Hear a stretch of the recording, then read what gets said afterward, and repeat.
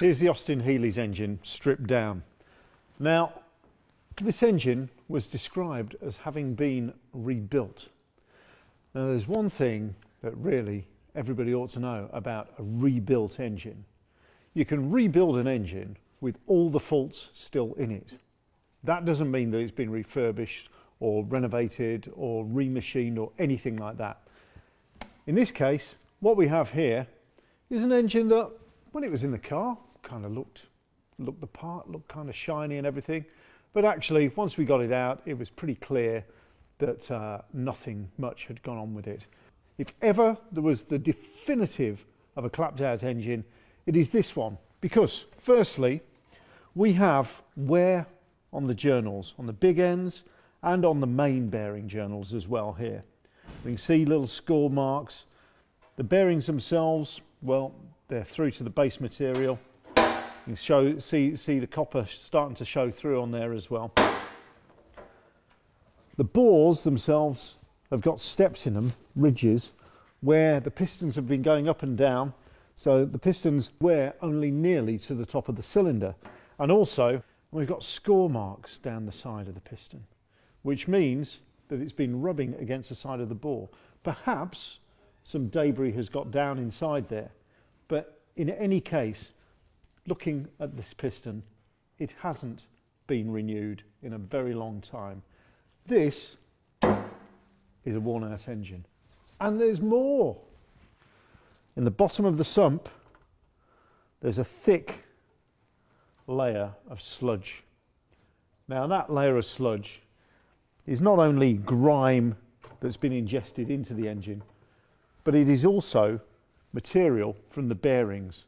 The white metal from the bearings, from these shells, has worn off and it's been transported around in the oil, and it has ended up in the bottom of this engine along with other little bits of debris. It's not very nice. And still there's more, because our cylinder head waterways are all furred up, which means that the coolant can't circulate around the engine properly. It's a bit like having furred arteries. The more they get furred up, the less the coolant can flow, and therefore the hotter the engine runs, therefore the more that it expands, and of course the more wear that consequently takes place. There are further problems. We've taken out a couple of the valves on number 4 cylinder here, and we can see that the valve seats are really badly pitted. Now the valve seats are where the valves, the inlet and exhaust valve, sit down, and they have to be a good gas tight seal, because otherwise that will allow any charge that has come into the engine, when it's compressed, it will leak out past these seats, and therefore you won't get the correct compression, so the engine will be down on power. So all in all, this beautiful heavy old 3 litre Austin engine is a bit shagged out. So in short, what we've got to do is we've got to regrind the crankshaft, fit new bearings, both on the mains and on the big ends. It's got to be rebored, so that's the cylinders actually rebored oversized, which means then that we have to fit oversized pistons and new rings. Then what we've got to do, well, we've got our sludgy sump. We won't even bother cleaning that out, because look at the state of it. It looks like it's clattered across a curb several times. And then we're going to fit new valve seats, which will be hardened valve seats, so it'll be ready for unleaded petrol, and new valves, and that way this cylinder head will come back into action. Oh, and we'll replace the valve guides as well. That's where the stems of the valves slide up and down, because if the rest of this engine is clapped out, we're going to have to fit new valve guides. And of course, all these waterways need to be cleaned out, so the whole of the engine is going to see work. But by the time we finish with this engine, it will be pristine and completely on song. So nothing to do but continue the strip down, and we'll rebore this block. So the boring bar is the actual piece of equipment that does the work. Yeah, it goes down. There's a cutter that goes in like so. Yeah. They go round and go down to a stop, which we set it at.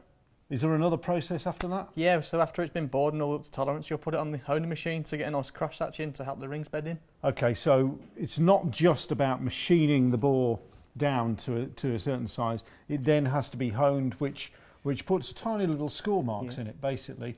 Then that will allow the rings to bed in, we get a good gas-tight seal in there.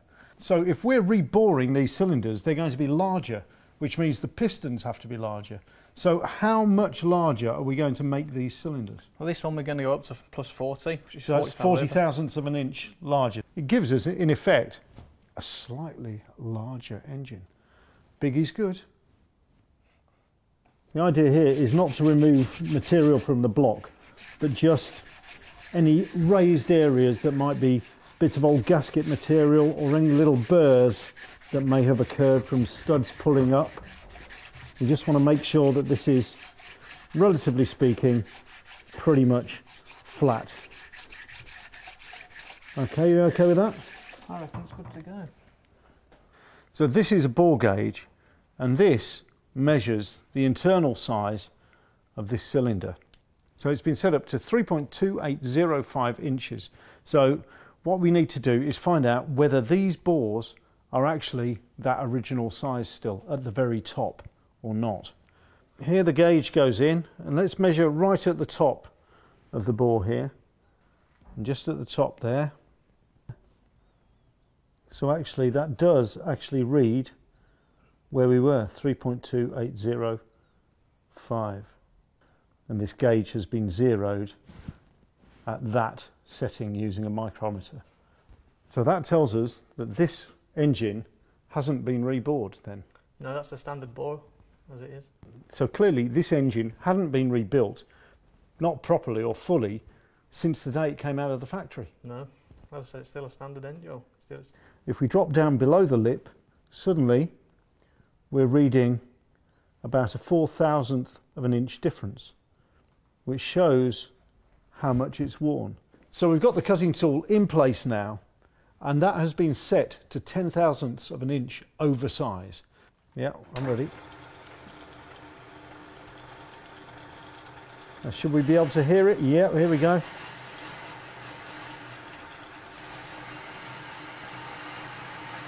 So as it goes down, as it's feeding down slowly, you can hear the sound of cutting. And now it's got below the lip, and the sound has changed a little bit. So that then picks up again in sound, because when we measured it with the bore gauge, it showed that the very top part of where the piston rings were actually operating was the most worn bit, and then down below it's actually less worn, so we're actually cutting away material again. So by the time it's done its full cut all the way down, we should be able to see the places where the cutting tool has actually cut into the cylinder wall. Let's have a look in there. Right, so we can clearly see where the tool has actually made the cut. We've got this kind of dull metallic finish here, which is where the cut has actually happened. And then, right at the top here, there's a bit where it hasn't cut at all.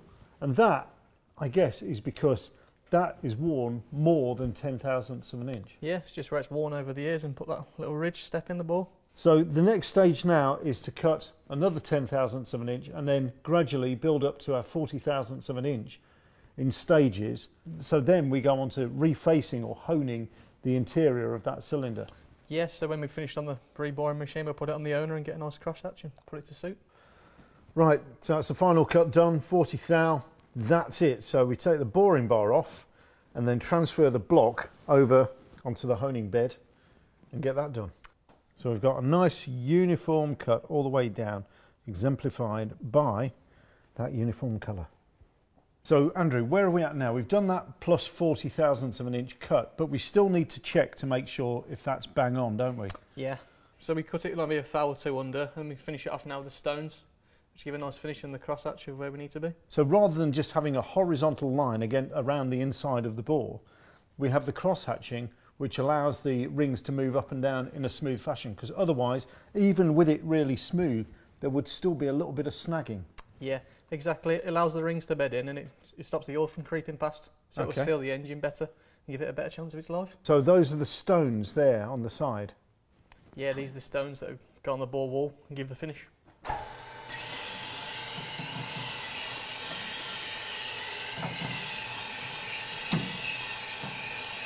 So we're using an oil there to lubricate those stones. Yeah.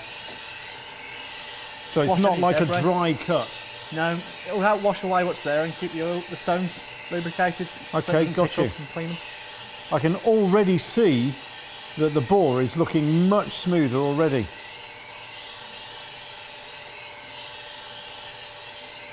And the up and down action also creates the cross-hatched finish. Yeah, that puts the cross in the bore.